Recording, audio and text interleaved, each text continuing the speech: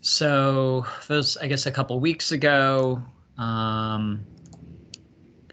Karen and myself and Nick had a meeting with Amanda Cotton from Minnesota, and oh geez, John, the other gentleman whose last name I'm blanking on right now. And Amanda Cotton and I also correspond about e-waste things pretty frequently. And that was actually sort of a result of a session during NERC a couple months ago. No, the EPA meeting. Sorry.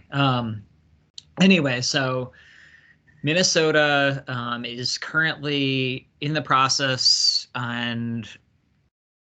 of, I guess I would say, they started their stakeholder process like what we're doing now about 2 years ago in 2019 to figure out what to do with solar panels there. So I guess, I think it'd be sort of fair to say that they're sort of 2 years further along this process than we are. And, it's worth noting that things there work a little bit differently than in New Jersey, in that the way they described it, the governor sort of has a bill package there every year, and that on a lot of those bills that the agencies that will be responsible for implementing them actually play like a really huge role, and that they have very specific legislation. And so a lot of their policies they work on are very, rules and regulation light, because the statute actually is very heavy and very specific.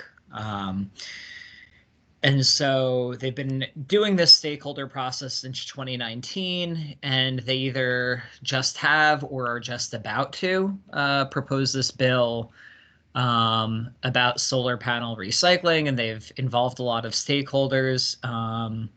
And clearly, too, I realize Minnesota is a very different place than New Jersey, in a lot of ways, but thinking about the population density and the land use and all of that, and one salient thing I think to point out that Amanda had pointed out to us is that based on sort of the current numbers we knew of, that they have about half the current capacity of modules that New Jersey has. And so, just thinking about in terms of the recycling challenges that they face will be a little bit different than ours.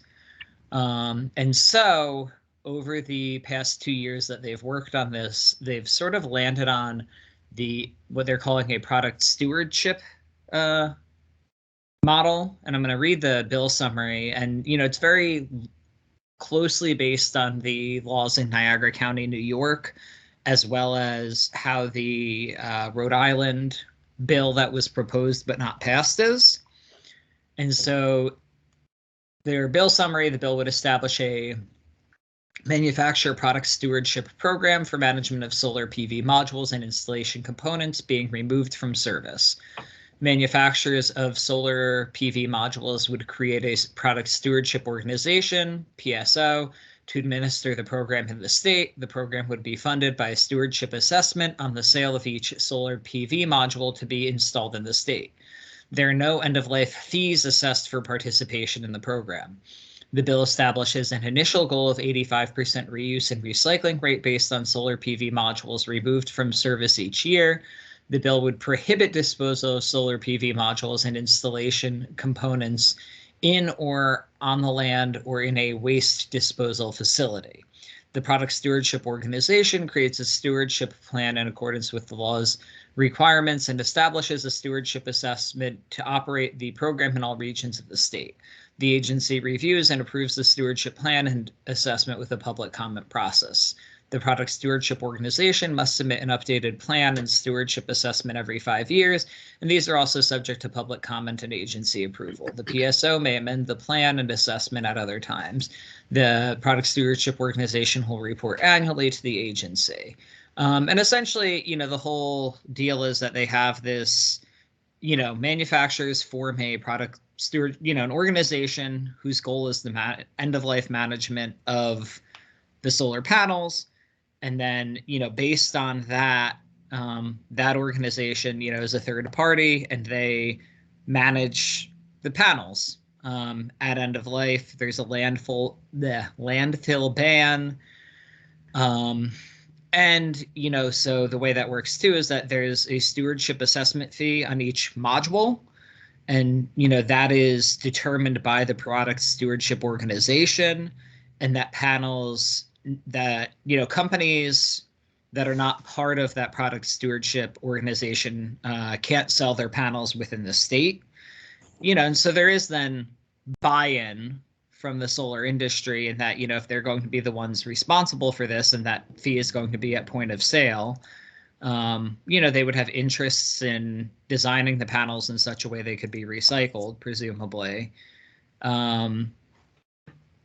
So, and then, that they're starting out with a flat fee for panels, but I guess they have plans in there that down the line they could have differential fees based on the type of panels. They, how the program gets audited essentially every, I guess, to some extent annually, and then more thoroughly, they have the plan gets amended every 5 years, and there's a public comment period. The organization, the Product Stewardship Organization is a nonprofit governed by a board of its member. So it's governed by the photovoltaic module manufacturers. So I think that's a good introduction to it. And Amanda and John also sent us their whole slideshow on it, their white paper, their bill overview, and all of that. So those are things I can send to everybody.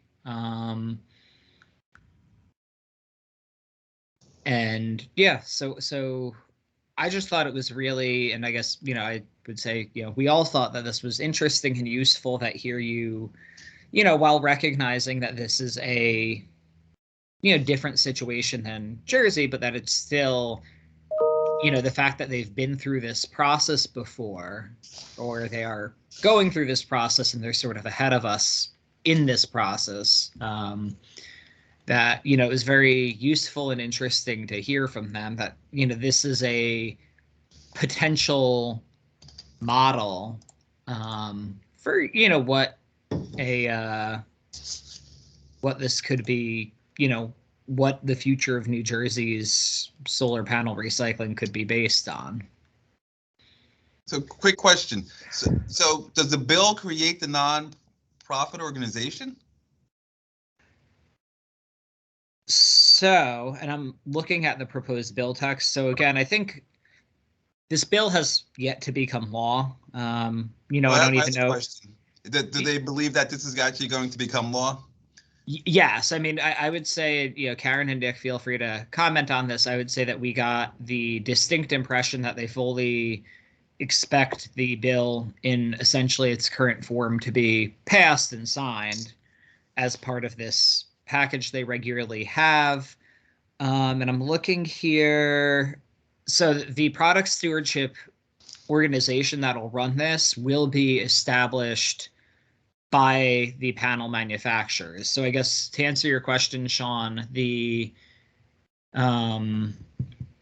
bill does not establish the organization. I guess it establishes the framework and the requirements for the organization, but it'll be up to the manufacturers to establish the product stewardship organization itself. Does that make sense?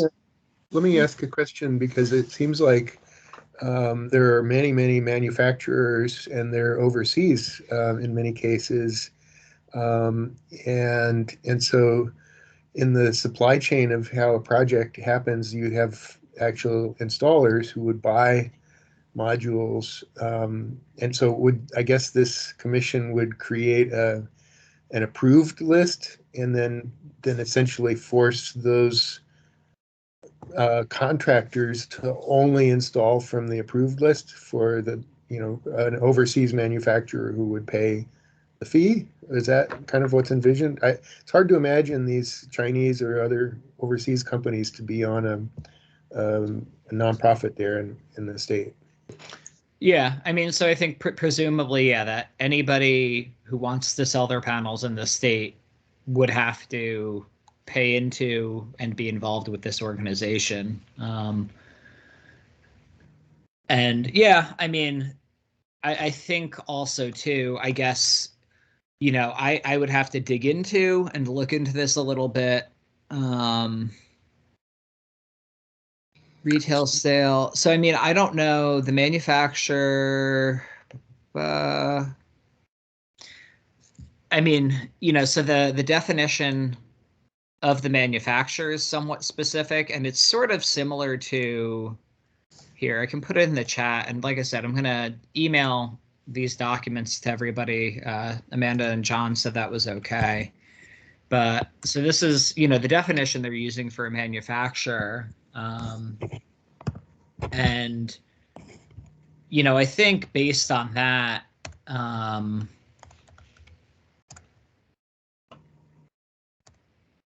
that there is, I guess, because we have, similar in the e-waste world that, a lot of these companies are, a lot of them are headquartered there. We have a few that have, offices in New Jersey, but a lot are out of state or out of the country even. But still have, some sort of, in order to be doing business in the US, have some sort of agent or, the manufacturer in terms of how the law is written, who is sort of the responsible manufacturer, is some designee that, exists in the US. So, somebody here is responsible for it, if that's what you're getting at, Dunbar. Yeah, yeah. And let me ask another question too. Obviously, there's a fee set up as you were explaining. Is that fee intended to match the cost for the reprocessing at the end? It's intended to match the cost for governing the product stewardship organization for that year. And the bill even sets aside that they're allowed to, I guess, have a 75% overage. So I guess what that does is that allows there to be sort of some ramp up time where, you are charging that fee now for every panel installed in, 2021, 2022.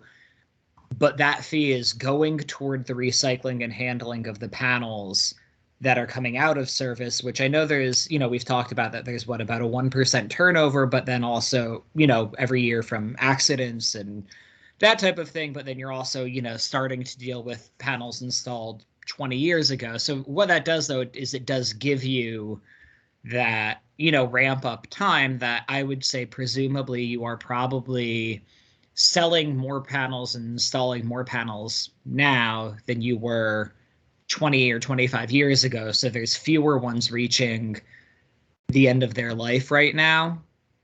Does that get at what you're asking, yeah. Dunbar? Yeah, yeah. And so I'm gonna, I'll send these to everybody because I think they're, interesting and useful and give us, something to think about. I don't, and again, it would be up to this product stewardship organization run by the manufacturers to set those stewardship fees.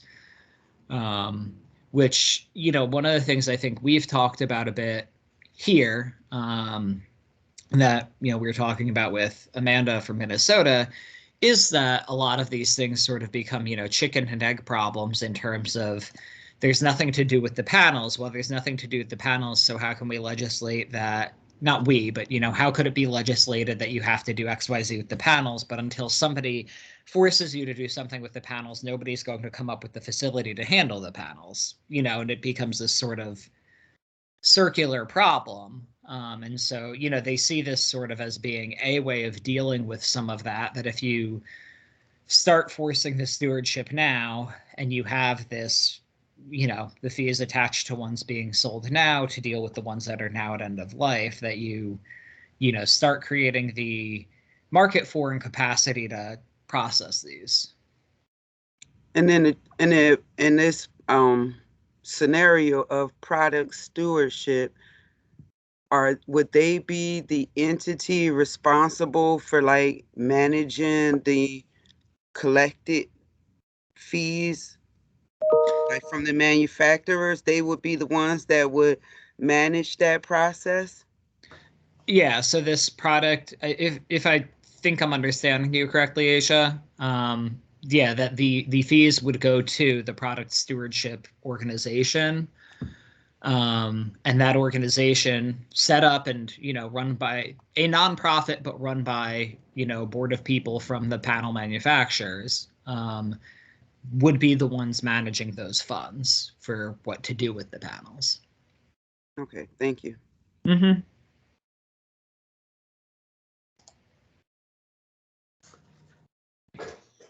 Okay, anything else, Dan? That's it? Yeah, I think that's it. I mean, I sent everybody an email. It was a response to one of the earlier emails from today. So if anybody didn't get that, please let me know and I'll send them to you. There should be 5 documents attached. There's a Word document with the bill text, and then 4 PDFs that I think do a good job of explaining it and explaining the rationale. But if there's, any questions that you think I could shed light on, and Amanda and John also said that, they would be willing to, if we were interested in inviting them to a meeting, they'd be interested in coming, now or down the line. So if that's something we want to discuss now, or if we want to put that off, I think either of those things would be fine. But I think it was really informative, and I would guess that at least a lot of the concerns would be fairly similar, here and there. And, some of them, I would say, some of the concerns we've had about costs even here have been, the cost of transporting panels comes into play a lot. And, theirs covers their whole state, which is far less densely populated. So I would assume, things like that they also have those transportation cost concerns and whatnot. So yeah, if we would want Amanda and John to attend a future meeting, they sounded like they'd be open to that. So if we'd be interested in that. If anyone has anything else, now or later, let me know. But if not, I'm good to move on if you are. It's interesting. Let me make another comment. You explained how the fee is assessed on the new installs, but it's really funding the old ones that are end of life, and so the installations that are old are quite fewer in number. So the present day installed, if you call it a fee or a tax, might be relatively small in comparison, because there's relatively few coming out of service and needing to be processed. And so I would wonder, looking ahead as a state, whether it's New Jersey or Minnesota or wherever, in the early stages, then we're ramping up and trying to get more aggressive about solar. But there may be a point in time when we get we reach a limit where we can't find any more parking lots to cover, or warehouses, and so then we plateau. But then our installed capacity failure rate might start to catch up with us, right? Mm-hmm. So you're kicking the can down the road in a way, rather than reserving money that would then be held now for some disposal later. It's interesting thought process. Yeah, no, and I'm not disagreeing with that. I mean, I think some of the hope is that, if we invest in that now, that the per panel cost of recycling or disposal will go down significantly, so that, if we do get to a point where essentially, the installs and failures cancel out, which I guess is sort of what you're getting at, right, Dunbar, is that presumably we will reach a saturation point where you have those two numbers. Yeah, I like that, because you get up the learning curve, and it isn't automatic. We have to figure out how to do everything. So that's a good way. But no, I think you're right. I mean, I think that there is some concern for that, but at least in the short term, hopefully then, that would create a situation where this is incentivized and, we do develop the infrastructure for collection and recycling and everything. And then, it sort of becomes routine in 5 or 10 or 20 years. Well, and so thinking back to our last meeting, and it looks like Lyle isn't here, but he had spoken strongly in favor of a storage mode without grinding them up into pieces, where that could encapsulate toxics as we may get to a point where we have enough to process in a cost-effective way. So that leaves it within that power of that working group to test things out and gradually get into the point of what to do. So storage could be a part of that. Mm-hmm. Neat.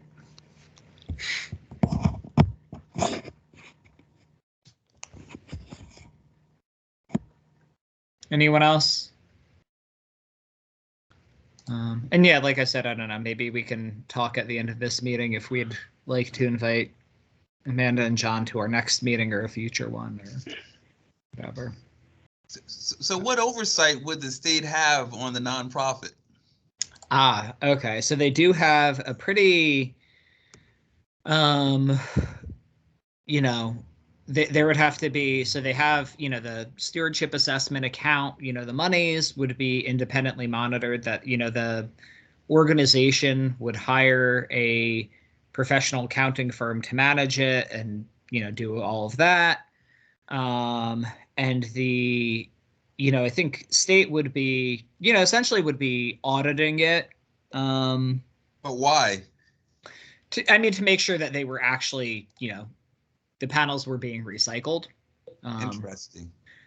In terms of, so there, to some extent, some specific, that there would be like reporting requirements in terms of the number of panels coming in, where they went, what happened to them. So the state would the state provide any funding, or just allow this to be set up and have with conditions on reporting requirements? I'm sorry, I'm not sure I understand you, Sean. Could you? Sure. So basically, what I understand what's being said is that the bill would allow for this nonprofit to be established, and the nonprofit would have reporting requirements, annual reporting requirements to adhere to demonstrate that they are in compliance with the law. Yes, and I guess essentially, like, beyond that they would be, reporting to the state the number of panels coming in, where they went, that they didn't go to landfills, all of that. And the state would be reviewing that, but that the nonprofit would be an independent entity set up by, a nonprofit, but set up with board members from the PV industry. So, it would really be manufacturer driven from that angle. And then, it would be reporting to the state, hey, this is what we're doing. And, they'd have to show proof. And I think there was some sort of, that they would have to submit a stewardship plan every 5 years. The agency, would have to approve of that plan. Or not, if it's not approved, they would have to then make revisions to that plan. And the plan would have that'd be every 5 years, and it would have a public comment period. So I guess, So the oversight would be to ensure compliance with the plan that they submitted and was approved by the agency or entity. Correct. Okay. Is it like paint care?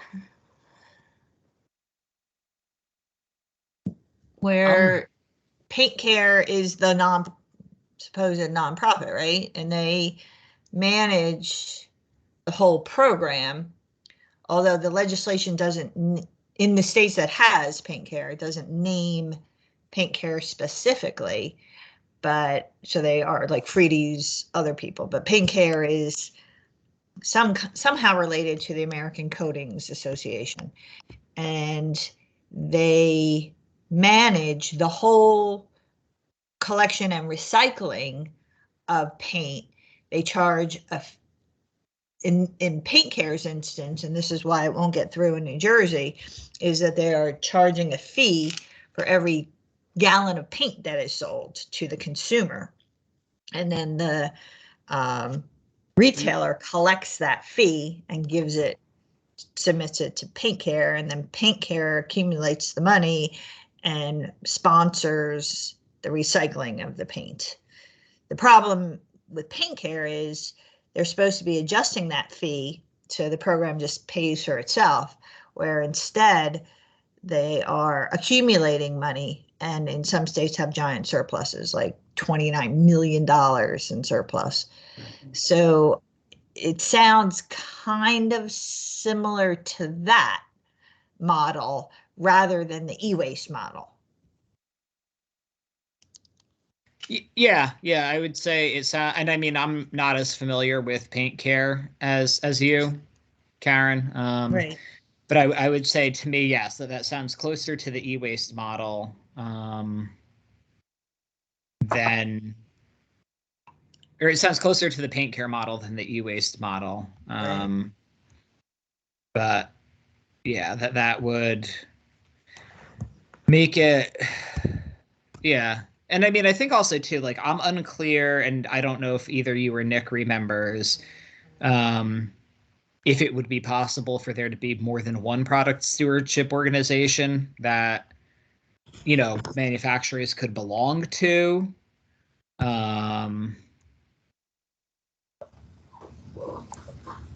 So, you know, Yeah, that would be another potential thing,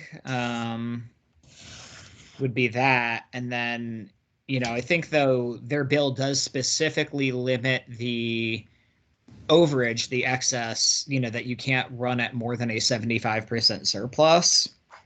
So, you know, I think from that angle, you wouldn't have, you know, anybody accumulating tons and tons and tons because, you know, there's a hard cap on that. It was also, I guess, unclear in terms of, you know, that product stewardship assessment, the fee that would be included in the panel cost, if that's something that would be included at point of sale or bundled into the price, you know, where sort of if that was an upstream or a downstream tax, you know, that we have different structures for that, exactly where that would be, you know, occurring and whether or not it would be visible to consumers or not. So yeah, I'm not, you know, saying, oh, that I, you know, endorse this and think that this is perfect or that it would necessarily work in New Jersey. But I do think as we consider this, you know, working off of, you know, at least having something, you know, that seems to be getting adopted in another state and might work, could at least give us useful ideas, you know, and that's based off the Niagara County plan. So it's interesting in the budgeting discussion, when you first read the text and the mention of 75% overage came out, I thought that was giving them permission to be spending more than 75% beyond what their income from the fees would be. And so I was inferring that was where the state would have to step in and subsidize at that level. And now, but it seems like with this paint waste, where they've been squirreling away the fee, it sounds like that's the other end of the spectrum. yeah. So I mean, what this is saying is that it's a 75% they would be able to have of a rolling balance essentially on that account. That, you know, if it cost you $100,000 to run the program this year, you could have up to $175,000 in the bank. So.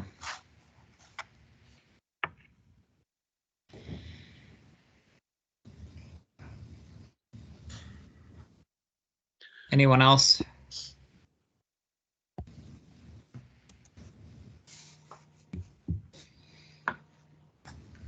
Okay, let's move on to item number 2, I guess. Status of deliverables. Yes. Aisha, could you scroll down a little bit? Yeah. Am I correct, Aisha, that now I think today we received some stuff Yes. from Stephanie and Dave Thompson. So I think we have heard back from everyone, every member of this Yes, we have commission. I something think. from Chris as well. Some from Okay. Chris, Uh-huh. Stephanie. Okay. Joe sent us something. Dunbar sent us something. We have quite a few. Which would you like to look at first? Let's see. No, I just want to make sure if you have heard back from everyone. So that would. So we have, I think. Yes. So maybe I can speak to the bit that I sent in. It wasn't that complicated, but it was from last meeting when Lyle had shown the spreadsheet with predictions. It was essentially extracting graphs and components from that to be able to tell that story in text, and probably has room for a couple more figures to be added. I think I only included the expected capacity for end of life modules that Lyle had projected, and there might be a figure for mass and volumes, but essentially would have the same shape and scale. So those are pieces, but Yeah, that's all to report. And this is Lyle. There are a couple other pieces that I want to add to that. One would be general background and how the industry works and how it's currently just generally dealing with the very small volumes that are being generated now. We also, I believe, need to add a piece based on the analysis I did of the volume of First Solar modules, because they're a particular concern. So to add the same kind of quantification that was done in the analysis of that, and probably a little explanation to go along with that. So that all still needs to be added. So Lyle, I did add a couple sentences that fit a little bit further down, and I had added up the equipment from the BPU's list, and there's less than 1% that can be attributed to First Solar. But I think you had sort of pointed us to that. Yeah, substantially less than 1%, and it'd be worthwhile to write a little text about why it's of special concern, a few particular technical issues about those modules, and where most of them are in the state. The vast majority of them were installed by PSE&G, so we can mention that which is a good news, because that means we have good amount of control over what's out there. Yeah, I think that last paragraph there, Aisha, is the one that I gave an attempt to do that for that red bit. Yeah, sorry, I missed that. Yeah. No, that was not in the version I sent you on Saturday. So. Okay. But you're right. I think the it doesn't go into detail about the characteristics of those modules different from other than noting it's CAD-TEL. Right. Yeah, and just informationally for everyone's sake, one of the unique things about the CAD-TEL modules is that they're glass to glass, so their encapsulation is very superior. Ordinary modules are excellent, but they're glass to plastic on the bottom. Glass to glass is even better. So encapsulation is great, and I think even more so in that case. I think a desirable plan would be at the end of life to keep those modules intact rather than sending them to a facility that's going to crush them.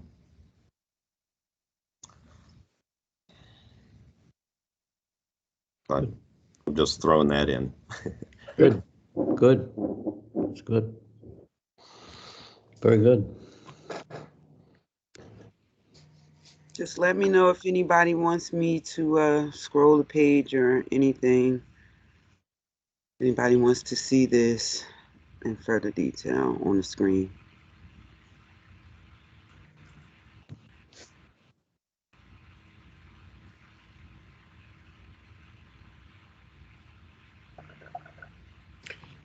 Okay.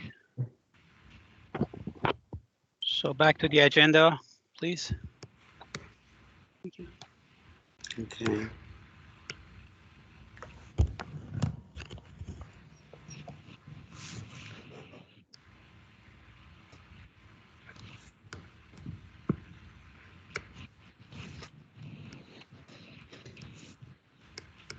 Okay.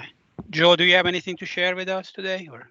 I sent in a write-up, so what I did was I took the cue that we wanted some narrative to go along with the, I did a PowerPoint some months ago on the ownership breakdown in the state based on the BPU documents, BPU database.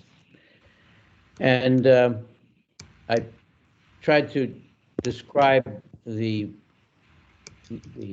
ownership basically from the way it's evolved, with basically 1/3 in gross terms, 1/3 of the panels being owned by property owners, and the balance 2/3 roughly owned by third parties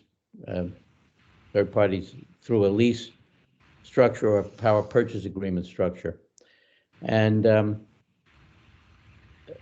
take a look at the relationships that occur basically through the third party ownership structure, because that's where the responsibility for disposal becomes, well, let's just say it's not easily identified, because when you have the property owner, you know who's going to be saddled with the responsibility for disposal or decommissioning. With a third party, you have the installer, you have other persons, other entities that have an impact on the decision-making process. So if you look at the leases, and there are certain elements within all leases. These are equipment leases essentially.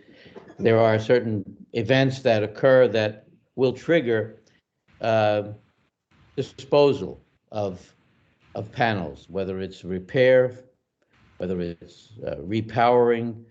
It could be a change of ownership, termination of the term of the lease, non-lease renewals, change in property ownership. All of those events, in one way or another, impact on a decision to dispose of the PV panels. So I tried to describe that, and toward the end, I took a look at NREL's best practices paper that was recently published on what to do at end of life. It's an interesting one. It's kind of a contrast to what Dan described in Minnesota with using an administrative entity, a public administrative entity, to deal with disposal. I think NREL is looking at more of a private responsibility that would be an outgrowth of the lease relationships and would be incorporated into the lease documents at the outset, where you identify decommissioning responsibilities and provide perhaps a financing mechanism in the equipment lease relationship. And they identify toward the end, if you want to scroll down a little bit more, Asia, toward the end, at the end of the write-up, where you can keep going, they identify some mechanisms that are kind of conventional ones in all performance leasing arrangements: performance bonds, decommissioning trusts, surety bonds. These could be elements incorporated into the lease relationship, and that would make sure that there is funding for decommissioning when it takes place. It's an interesting, more private-oriented, transactional-based framework as opposed to levying a fee up front, a product stewardship model.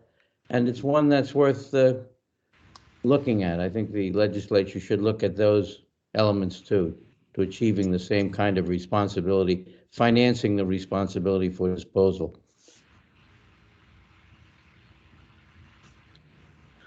Okay, Joe, when you say identify decommissioning responsibilities, can you elaborate on that? Like you decide who's responsible for what to Well, where there's private ownership, it's clear. The property owner, whoever it is, whether it's the original property owner or a successor, that person or entity is going to be the one responsible. When there's a leasing relationship, then there's a separate entity that's involved through the lease structure.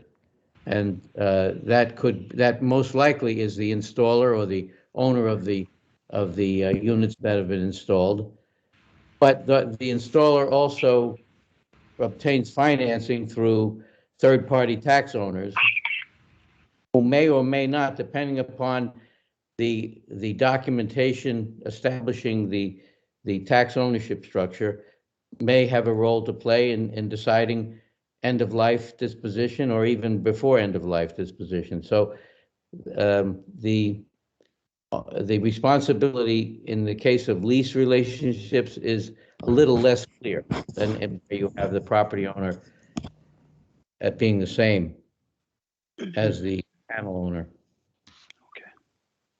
And it's an area that might be difficult downstream. I don't know whether these PV panel third-party ownership structures are bundled, and I would assume they are, and sold off in packages for even more remote investor entities, and how they play in the scheme of things.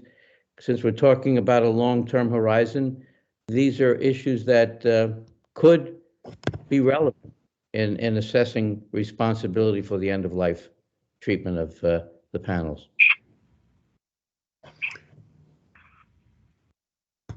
So let me ask about the sort of escrow account kind of a possibility. So and then at the beginning of installation, then some money would be set aside, and that account would then be anticipated to be large enough to pay for the disposal at end of life. So, correct. So it's different than the sort of Minnesota pay-as-you-go as the scale launches and as our experience grows in knowing how to process things. I would assume that's how it would work, Dunbar. I would have to look. You'd have to actually have the escrow agreement in place to see how it's funded, who has the responsibility, how it would be applied. But there would be at the beginning of the relationship, there would be an instrument set up that would provide for the financing of end of life. Yeah. So that sounds like something that would be hard to launch, because already everything that's in place, there's no end of life agreement yet. And so then, and if we still made projections about the cost now for 25 years out, that's a hard thing to project, because we don't know how their learning curve and our experience and the scale of demanufacturing might cost. It looks like it might cost a lot if you put your money in it right now. I don't know, Lyle, you were about to say something. Well, yeah, along a lot of the same lines, Dunbar. What's in the ground now, the state incentive program was calibrated to the need in order to produce a minimum rate of return. And these days, the rates of return are pretty low. They're like 7.5% rates of return. So this is really cheap capital with a low rate of return expected by the investors. So something that was not taken into account by the BPU at the time they set the incentives could be a real problem. If somebody is expecting a 7.5% rate of return, which is about as low as almost anything you can think of, and I think one thing that was mentioned recently for a recycling facility was $25 a module.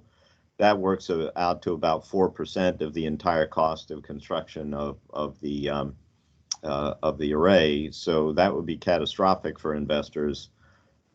Collecting it ahead of time, where the BPU can take it into account, and from this time forward to have that fund built up, would be another story. And as long as the BPU is taking it into account in designing the economics of the project, these are essentially regulated projects from that point of view. As long as they're taking it into account, then going forward, it's not as problematic. Mm-hmm. The BPU is not going to like it because it's increasing the impact on ratepayers. But if it's necessary, it's necessary, and just needs to be part of what the ratepayers are supporting. And there's plenty of precedent for that too, isn't there, Lyle? Yeah.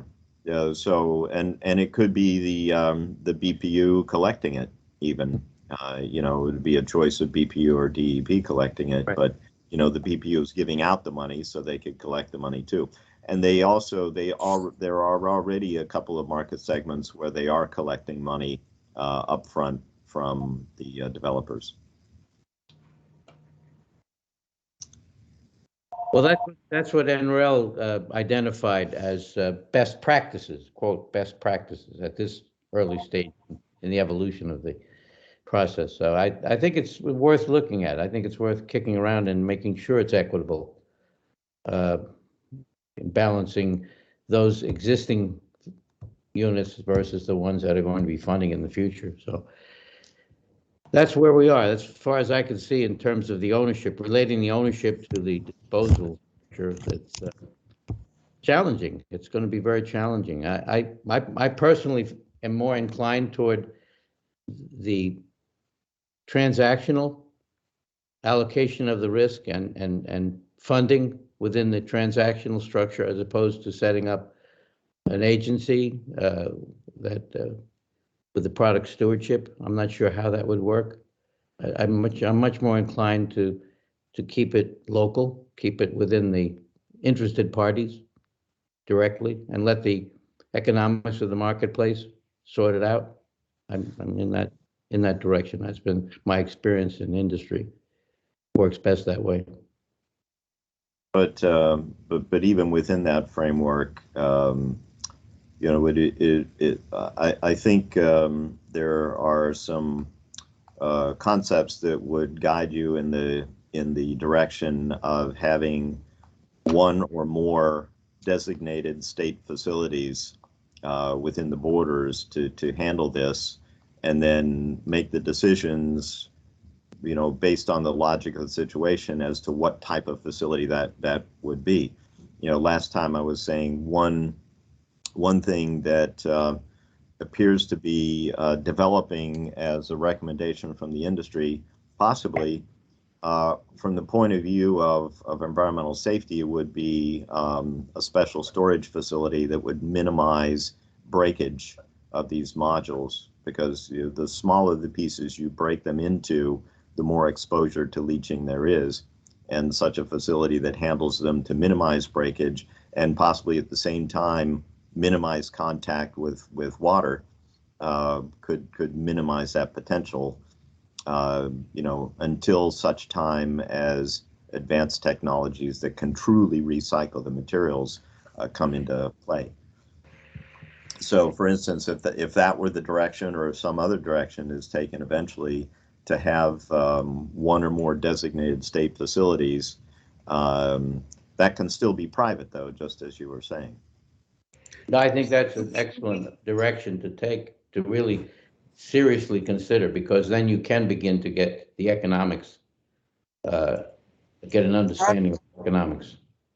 How do we make sure that this doesn't slip through the cracks? Because to me, like I know I'm like the least like with the technical knowledge here, but it seems to me like making another law to store it somewhere until we figure out what to do, it could be a slippery slope. How do we make sure that it doesn't slip through the cracks, and that somebody doesn't at some point just decide, all right, well, we don't know what to do with it, let's just bury it? Like, what do we do with making sure that that doesn't happen? Like, the storage is okay idea, but it kind of like a band-aid. It's not really doing anything. Right. Well, if you look at the converse, what if we start sending them to facilities that are going to crush them and do whatever recycling that they can? If there aren't end users that can take the products of such recycling, they're inevitably going to land in a landfill. And if in the meantime they've been shredded, crushed, etc., it's exposing it to much more danger of leachate than it would have been. So, I don't think we want to take a chance on that happening. So I don't know that we have all the answers, but it's pointing us in that direction of storage. But then, to your point, the law, I think, would have to include requirements to find the recycling technologies when they become available. Mm-hmm. And that may be an annual review of all the technologies available in the world, or certainly in the U.S., and that then you would have to set up certain standards to say this is going to be environmentally beneficial. The technology has reached a point where using them will be economic and environmentally beneficial. And if that test is met, then those modules would have to be sent to such facilities, or it may be that the state would have to build such a facility. But you can put some teeth in the law to prevent what you're saying, which I share, that you don't want it to get lost in the sauce or forgotten.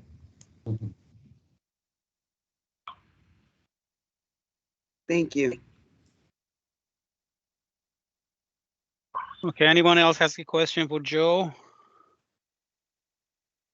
Not, we move I'd like on. to make a comment. This is Yes. Okay, go ahead. Yeah, I think just a couple of things, and I have a question because there was, I believe, a meeting that I had missed.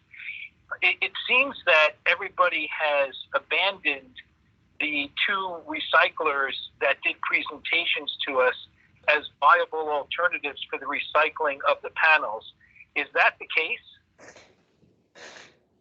I haven't. I was very impressed with their presentation. I was too. I like what they were doing. Yeah, definitely. I was really impressed. Okay. But that's coming not up at all. I agree with that. Because I kind of get the sense. I will tell you guys, from a recycler standpoint, storing these items or no value items is of no interest to any at least any entity that I know of, because who's going to pay the price to store it? And I agree with everybody. And Asia, your point about a slippery slope is 100% correct because of all the issues that have happened with CRT glass. I think that's the worst path to possibly go on. There is technology that exists today, and people that are taking this equipment apart. I don't know why we're discounting that, and why not set up a system to facilitate that recycling instead of storing. Storing is just not an economically viable option. Is there any way that we could? Could I comment on that last point? I think, and I would like to as well, to set up make sure that it's economically viable. I think if one thing struck me with the presentations is that the economic viability of grinding up the material and salting it into other types of recyclables speaks to the fact that it's not economically viable on its own. And that's the impression I got from the presentations. We're dealing with a commodity here that merits individual treatment, not being amalgamated. And I think that is the slippery slope, if I might say. I would identify that as a slippery slope. I think the integrity of the modules should be paramount because they, as Lyle and Dunbar and others have said, when we say end of life, we still have a viable, productive unit here. So there is the merit of storing it so that we can explore the other options, I think has great use and great utility, as opposed to your view, which I think is, has you're worried about subsidizing, but on the one hand, subsidizing storage, but on the other hand, you seem to be espousing subsidizing the recycling. There's a certain inconsistency there. So I fall down on the side of making sure that these panels can be kept intact as long as they can, and then look for secondary markets. Yeah, and I thank you, and I'd like to echo that because the concept of keeping them intact is because this particular product is extremely well encapsulated and meant to have a 25 to 40-year life in the outdoor environment. So it has to be encapsulated extremely well to continue performing, and that also protects it from leaching. So keeping that encapsulation intact, I think, is an important principle to consider. I'm not drawing a conclusion, but I think it's a very important thing to consider. So the two things that you talked about are, one, the economics. Is storage far more expensive? That's something to look at. Like, what would be the cost, comparing the cost that a recycler would charge to receive the modules versus what a storage facility would charge to receive the modules. That's an unknown that we would have to examine. But I wouldn't be at all surprised if the storage would be the cheaper of the two alternatives. The second thing is, if the recycler passes that first test, is it economical? The second test is, what is the ultimate disposal of the products of the recycling? Where are they going to go is essentially, where are they going to go eventually, and where are they going to reside? Because the moment you start tearing apart and crushing, you're exposing that perfect encapsulation and destroying that and exposing the pieces that are left to potential leaching if it's eventually going to end up in a landfill or other disposal facility instead of actually being used in someone else's product. So we would have to look at, where are the eventual products of the recycling, where is going to be their end use, if it's going to end up being a bunch of crushed glass that'll end up in a landfill somewhere, I think that's the worst possible outcome, because now you've exposed a tremendous amount of surface area to leaching that would not have been the case. So if they say, well, it's going to be used in a useful product somewhere or in some other way encapsulated down the road, that'd be great. But we have to make sure that's the case. Well, Lyle, I believe when we had those presentations, both of those companies claimed that there would be zero material ending up in landfills, if I'm correct. Yeah, well, So I would want to find out where they are ending up, right? I'm sorry, guys. Jim also wanted to make a comment as well when you're done. I'm Jim done. Go ahead. To say something. Yeah, I just, you have two potential vendors, and I believe there's more now, that are very interested in handling and recycling this product. You're worried about it going into the landfill or leaching and things like that. Being in the electronic recycling business, we have a responsibility with our certification downstream. And as part of that, if let's say solar panels were included, in our Class D permit, which I think is the easiest and most smartest way to go, because you have facilities already set up to do this. But you have these facilities that are interested in the product. There's going to be a fee to handle the material, of course. But I think the big picture is their promises to what I heard in the presentations was no landfill. And, that's part of the responsibility of the recycler as well, to handle that downstream and indemnify the people that we're handling the product for. Take, for instance, you guys are talking about reuse. You know, you have to understand reuse, at least from a computer side. Reuse is is a very difficult factor in the recycling business. That reuse window is very, very small. Now, I don't know enough about the solar panel industry to comment on that, but what I'm hearing is that this product needs to be handled very delicately, very carefully, you know, because of the encapsulations, because of the functionality of the units, you know, to store that type of material. Guys, warehouse space in New Jersey is anywhere from $8 to $12 a square foot. You know, you're not going to be able to stack the items. Maybe you can rack the items, but you're still looking at a significant cost. From a recycler standpoint, you know, I would have very little interest in being a storage facility for a product that has leaching potential. And from what I've read, and I believe even David Thompson said in one of the calls, you know, a lot of these studies aren't even saying that there's that much hazardous material to be concerned about. So, I mean, there's a lot of factors to this, but I just wanted to throw my 2 cents in. Yeah. Well, can I add on to that? Can I say something? Yeah, go ahead. So like when we had Cascade and Eco Minerals here, and they were talking about there no landfill, the landfill bans, no materials is reaching the landfill. He basically said that they wanted to take in more material, but the current regulations was what was preventing him from doing so. I'm thinking he was talking about the transport in it, as it is determined hazardous waste. Is there anything we can do to make special classifications or to relax regs or make the regs a little bit more easier so that companies that's like Cascade and Echo can have the ability to take in that material?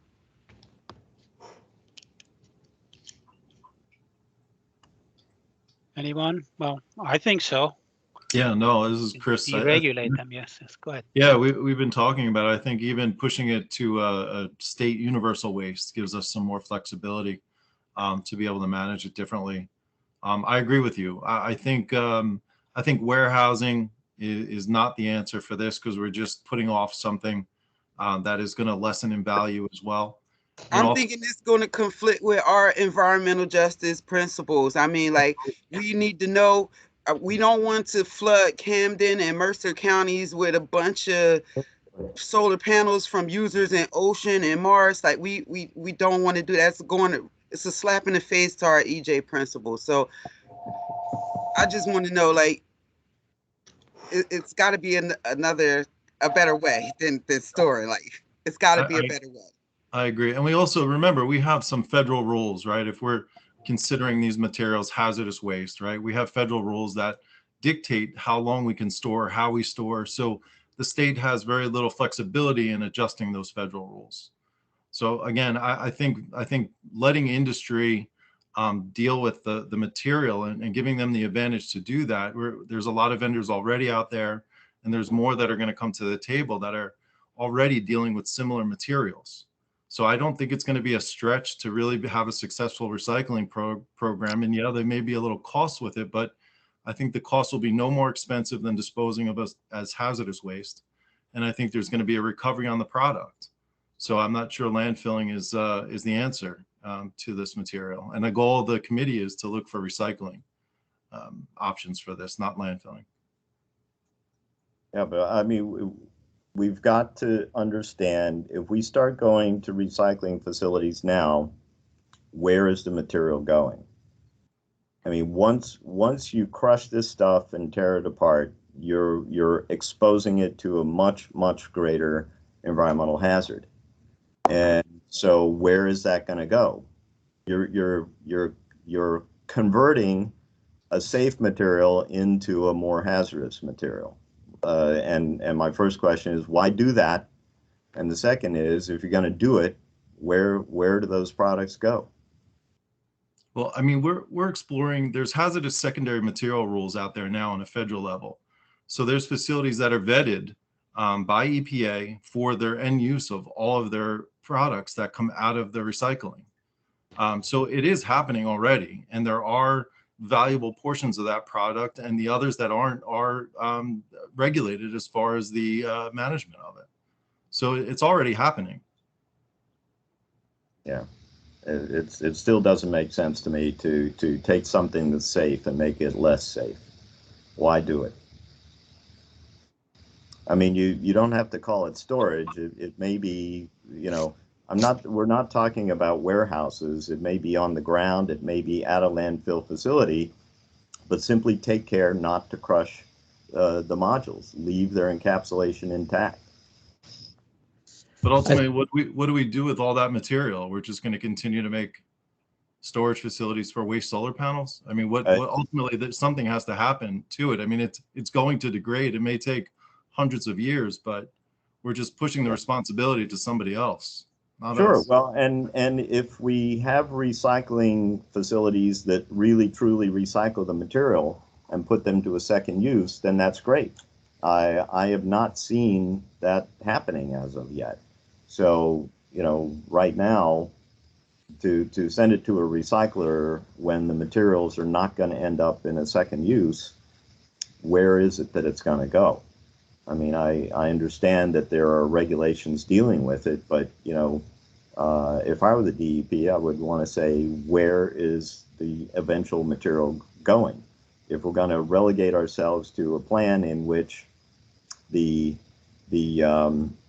hazardousness of the material is deliberately increased, then we've got to make even more sure that it's going somewhere proper, not making that decision without understanding the eventual outcome. But how much does this differ from our e-waste program we have in place?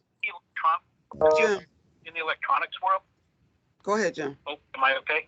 Yes. Yeah, in the electronics world, you know, we're a licensed facility by the DEP. We're regulated by the DEP, and the DEP reviews our downstreams to make sure that those downstreams are viable and that they're handling the product the right way. In addition to that, we also have national certifications, you know, nationally recognized certifications. My facility is ISO certified. I'm OSAS certified. I have all the right bells and whistles in place for not only the due diligence side, but the downstream side. You know, at some point, and I'm hearing this from some of you, that you do have to recycle the product. You know, and especially if it's out of use, or I think Chris had said, you know, a lot of bids are damaged on a monthly basis. There's no reuse to it, so it has to go somewhere. So the goal, I believe, should be to find viable recyclers. You know, you need people to handle the product locally, consolidate the product, send it to a viable downstream that's been fully approved and fully vetted. And then the DEP can oversee that process through you know, what they've done with, you know, the Class D recycling facilities. The cool thing about this, in my opinion, is the DEP has the system in place. The Class D recyclers are in place that handle electronics. It should be a layup to just drop, you know, solar panels on top of this, add it in, do some due diligence, put some due diligence, you know, regulations in place for the solar panels, and you know, the job should be almost done. Well, the problem with this particular product is it's a lot different than e-waste. It's different from laptops and old computers and stuff like that. This is a product where what you're going to end up with is a very large amount of glass encapsulated to plastic and the silicon of the solar cells. And, you know, what you're going to end up with is a whole lot of crushed glass, probably still with plastic stuck to it. So it's a unique disposal problem.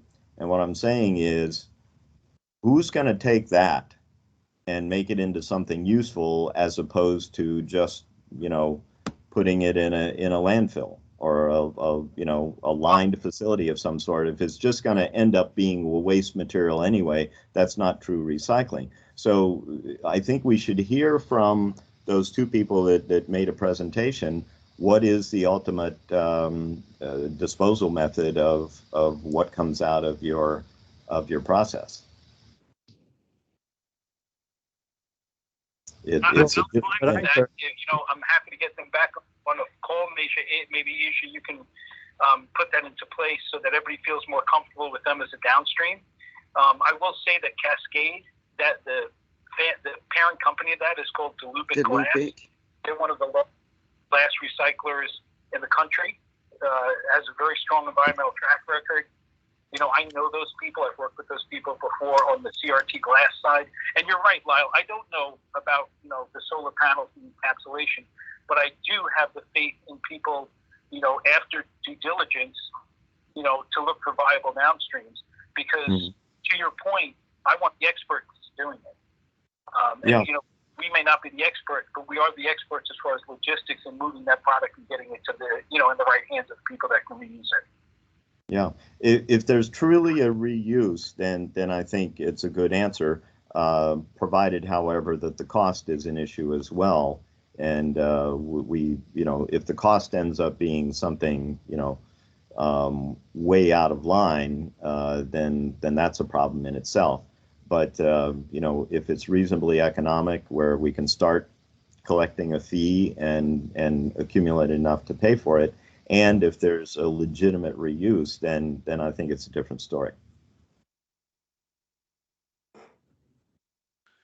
Okay, great point. Yeah, I remember the same sorry, go ahead.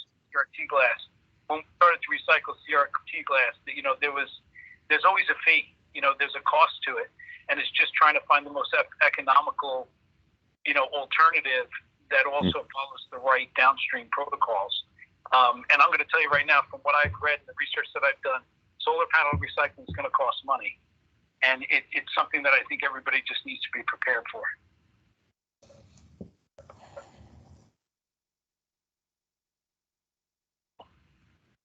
Okay, Stephanie, what do you have? Yeah, I sent my document. It's not very different from the one I sent a couple months ago. I did a survey of the current recycling facilities in the US. There's no dedicated solar panel recycler. And so the process has been undertaken by glass and electronics waste recyclers, as we've discussed. They're not fully equipped to deal with solar panels because of this encapsulation. For regular electronics, they don't have this. So it's very easy to separate the glass from the electronic circuit boards. So the SEIA has 5 partners. So we mentioned 2, Cascade, Eco Minerals, and Eco Environmental. And I'm also looked up the other 3 and found a few more. To Lyle's question, for Cascade, they seem to use the recycled solar panels for low-grade glass products, road bead, paint fillers, fiberglass. This is from their website.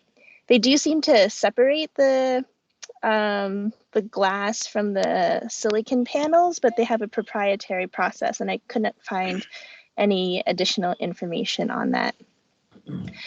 So there seems to be some separation first, which is not the case with most other recyclers who just crush everything together. Eco Environmental is similar. For both cases, they don't have any facilities in New Jersey, so you'd have to ship them. And so there's a cost of shipping, and there's also a cost associated with recycling. The recycled product has very little value, and it costs more to recycle it than you can get back from it. First Solar has their own recycling process for their cadmium telluride panels. So they use a combination of shredding and chemical treatment in order to separate glass from the metals. To recycle that as well. I couldn't find very much information on Green Century Recycling, but they are an electronics waste recycler. And then ERI is in California. And then there were some other facilities that I found as well that state that online, at least, that they can recycle solar panels. But for the most part, again, they seem to shred them. and then into low grade glass material.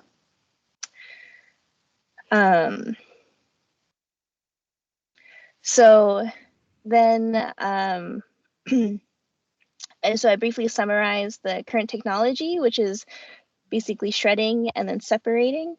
And the problem is we don't have any dedicated solar panel recycling centers. We don't have a cost-effective way to remove the encapsulation. And from recovery standpoint, I think to Lyle's point, there could be a lot more economic value if the solar panels remain intact, but the cost of recovering it is also very high. The silicon that's used for these panels is high grade and could have a large resale value if you can separate it intact. But we don't have a very good process of doing that.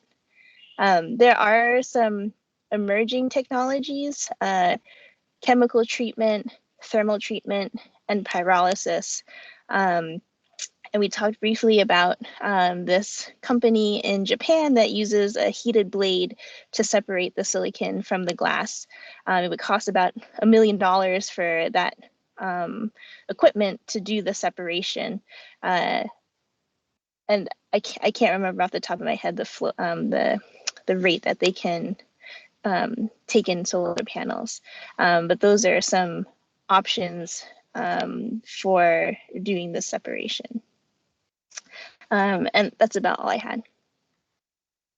So let me maybe throw in a materials comment. It sounded like one of the reprocessors that is tied to a glass company experience is aiming at low-grade applications, and they mention one which is, I guess, the reflective glass beads that get used in roadway signs and paint and things. And so to sort of Lyle's point, that is an application where you've ground up the glass and it's spread evenly out on the highway, and eventually it gets enough traffic so you have to paint it again. So it's going out there and going to be leaching into the environment. So that isn't a safe disposal. It is a product that they're selling that might end up having a little more toxicity than what they would sell if it came from Coke bottles. And not a lot, because there's not all that much of the toxic elements in our modules, but that's the kind of thing I'd like to look at closer, sort of following Lyle's point.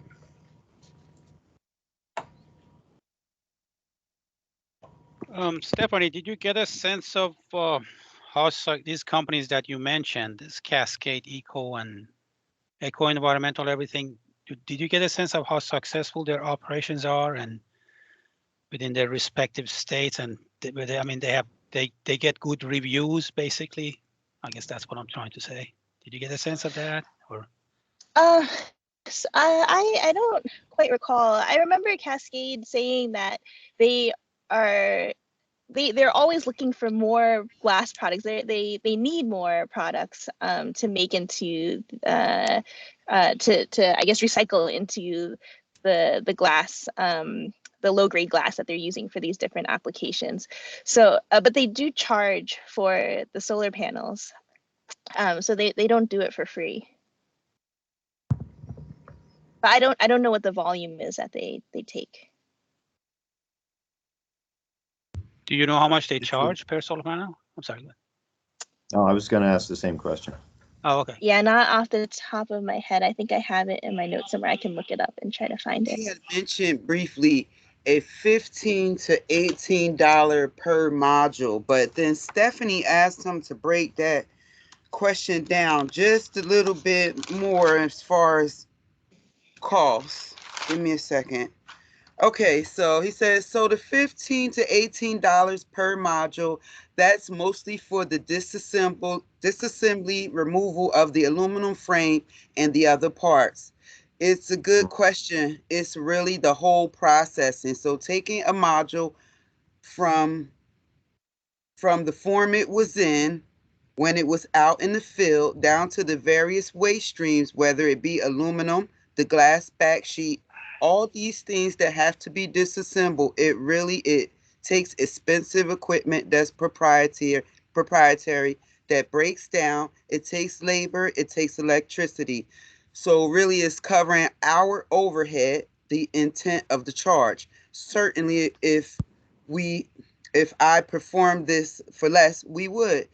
We're trying to come out with a margin that covers our costs with a thin profit margin, with the intent being that if we process millions of pounds of material, that thin profit margin will translate to profit. Yeah, and it doesn't include shipping costs. It does not. Right. Yeah, I was just going to add that in because I was quoted anywhere from 45 cents a pound. Sorry, what was that? The processing. Could you say that again? You broke up a little bit. Yeah, I was quoted anywhere from 45 to 65, sometimes 75 cents a pound. And the point of collection and shipping is a very good one.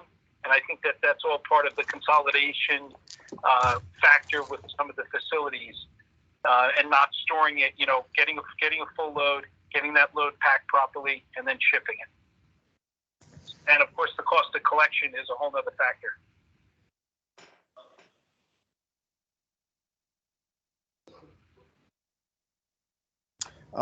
This may be a silly question, but does anybody know what happens with automotive windshield glass? Because that's the closest thing I can think of that's out there in terms of the separation challenge. No, nobody does. Yeah, no, it's the same thing. Fiberglass and those road paint, used for those paints and the road, the yellow lines dividing the highways or whatever. Yeah, same thing. Does anybody know if the plastic laminate is separated before it goes to those kinds of products, or if it remains with it? It's I usually suspect heat. they just burn it out. Yeah. Yeah. When they remelt. Yeah. Yeah, it scares me a little bit.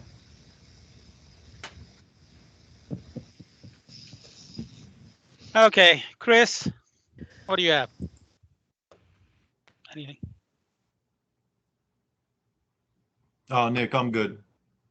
You're good? Okay. Yep. Nothing. All right. What did you send us today? You sent us a couple of documents today. I sent out the NREL report. I think someone had mentioned and referenced that earlier. It kind of goes through the similar effort that we're going to today. And I just sent out the discussion on the Washington state information that I presented a few meetings ago. Okay. Now Washington, they passed their law back in 2015, right? The solar panel recycling, whatever it was. Right. But everything is, similarly delayed. Yeah. What was the reason? Do you know what the reason was? Why did they have to go and revisit that whole the law back 2-3 years later after that, like in 2018, 2019, whatever? Do you know? I think it was still setting up the mechanism, just as we're discussing, of the funding and how to manage the producer responsibility. I see. So the cost of the program and how to fund it is still the question from what I read.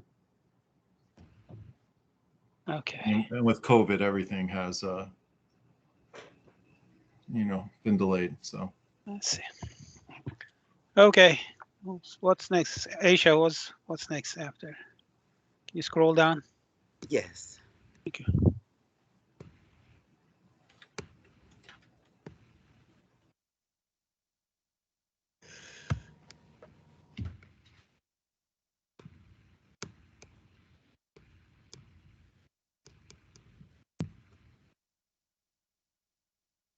Okay, Sean. Do you have anything, Sean, or?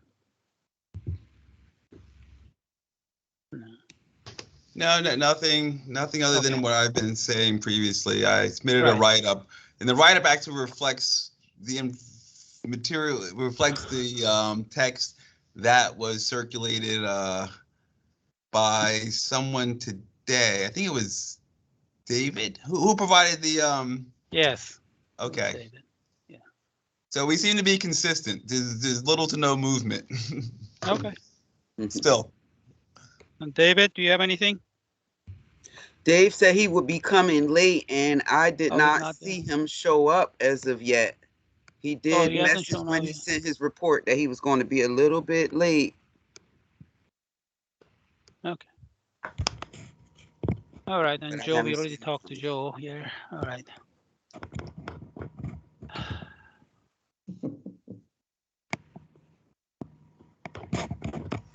Oh, wrong Jim, thing. or who? Who's that?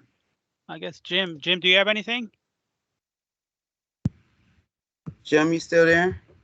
He was on the phone with Yes, us. I am. Yes, I'm all set. Thank you. You're all set. I think I've said enough today. Okay. Okay, open discussion. But before open discussion, I just want to ask Karen, what is our next step now? Now that we have all the deliverables, all the.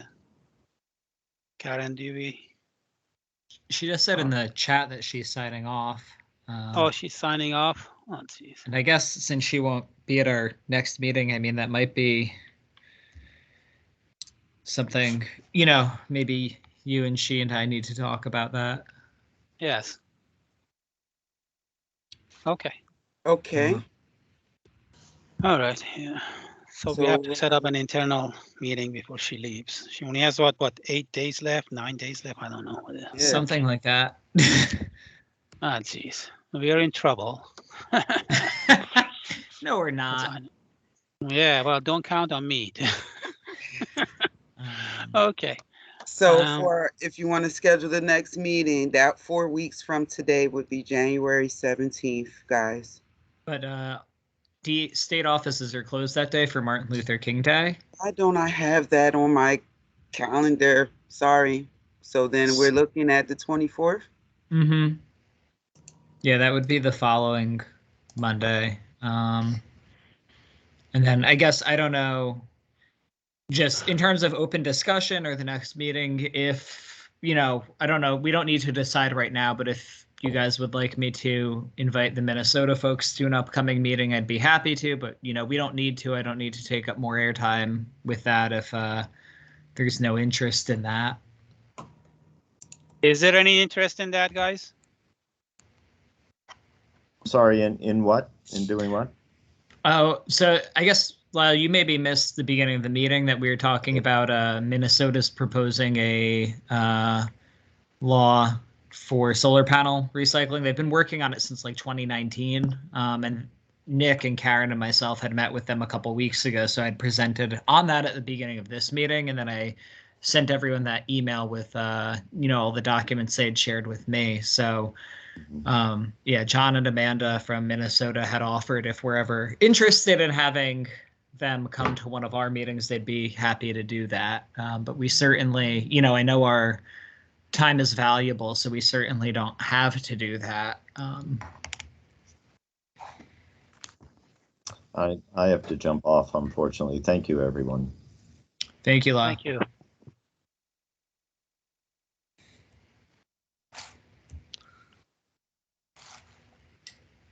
Okay. I guess we don't have to decide today on that, right, Dan? Mm-hmm. Yeah, no, absolutely not. Okay, all right. So let's talk about the next meeting. Do we keep the same time of 12:30 to 2? I think I shorted us a half hour by accident. I don't know why I did that, but. Is that okay with everyone, or do you want it later? Have it later? What? It's okay. 90 minutes This time's good? fine for me. It's okay with me. I'm checking my class schedule. I'm not sure what's, it'll be different.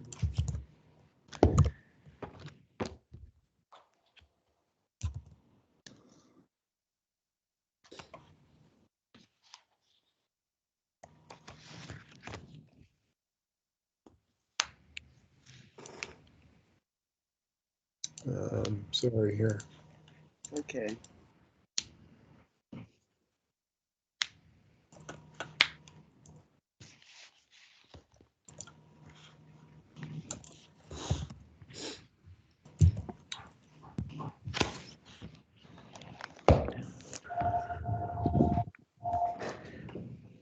So my class meets Mondays and Thursdays from noon to 1:30. So so So the should we regular go back Mondays, to our normal time?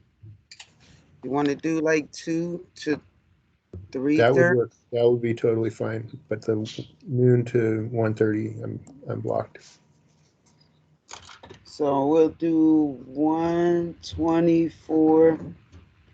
Oh gosh, you said 1:30 or 12:30? I'm sorry. So I'm in class from noon to 1:30. So starting at 2 would work great. Okay, so we'll do 2 to 3:30. That'll be our next date.